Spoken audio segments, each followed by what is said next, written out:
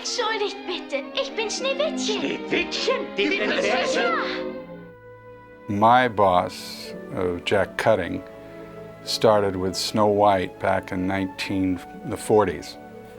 And he traveled all over the world starting the dubbing for Disney. When I started in it, there were only 4 people. And now we have people in every country supervising the dubs. But basically, what we do is still the same thing that Jack Cutting started in the 40s. Basically, my job at Disney is to take everything that's created in animation and put it in up to about 35 different languages. So it's a real behind-the-scenes job that most people don't even know exists, but when you really think about it, children don't read subtitles, and the only way to really reach them is to put it in their language and their culture. ¿Qué dijiste? Mi nombre es Pocahontas. The steps of the process for translating our films is that first we take the original feature, we look at the nuances that exist within the English version. That hurts! If you'd hold still, it wouldn't hurt as much. Well, if you hadn't have run away... Looking at how we can be equally clever in the foreign dubs. So we use the very best translators who can adapt what is in the original and localize it so that it translates well into the individual territories. 痛いぞ! じっとしてればそんなに痛くないわ。お前が逃げなければ怪我もしなかった。あなたが脅かしたから逃げたのよ。Traditionally, the way we start with the characters in the United States is we record the voices first. You ain't worth my time. And then we animate to the performances. The challenge we have internationally is we're given these pre-existing characters with pre-existing mouth movements, and we have to adapt the script to match every lip flap and still make sense of the dialogue and story. So as we're recording the international version, it's our goal to give the perception through meticulous translation of the songs and dialogue that the film was originally created in that given language. It makes it much more believable. Our feeling is it is not an American movie that we're translating into that country's language. This is a Japanese movie.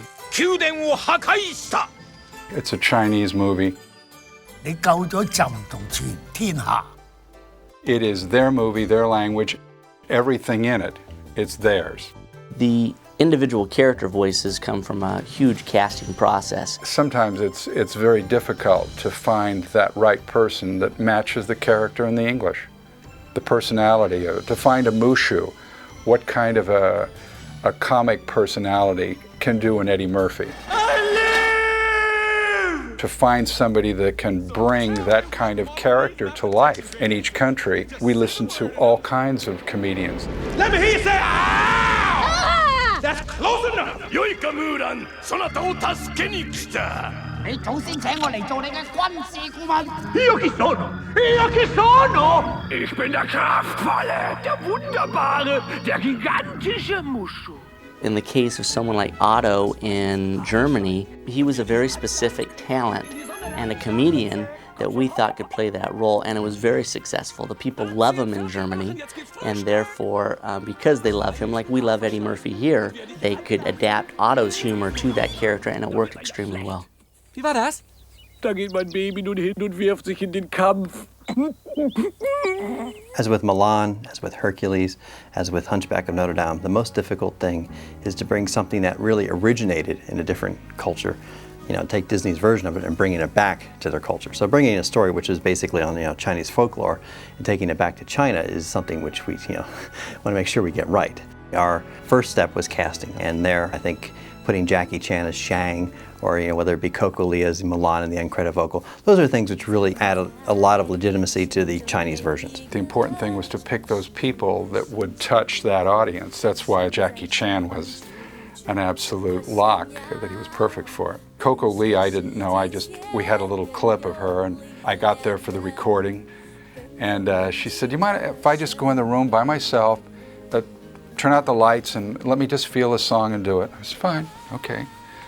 So I just sat back, and she started to sing, and I said, "Oh my God, what a voice. Great." And she was perfect.